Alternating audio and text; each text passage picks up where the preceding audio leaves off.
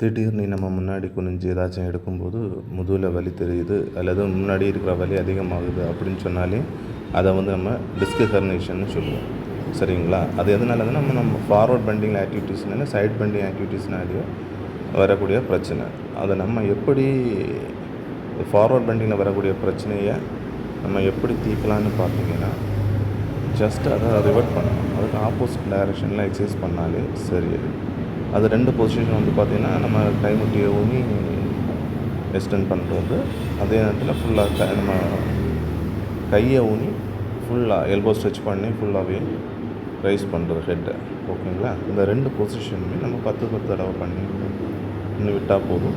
காலையில் ஒரு தடவை, சாயங்காலம் ஒரு தடவை. இதை பண்ணும்போது நமக்கு நாளடைவில் இந்த ஹெர்னியேஷன் ப்ராப்ளம் ரெடி ஆகக்கூடிய வாய்ப்பு இருக்குது. ஓகே, மீண்டும் வேறு ஏதாவது இந்த மாதிரி வீடியோஸ் பார்க்கணுன்னா எங்களை சப்ஸ்கிரைப் பண்ணுங்கள். ஓகே.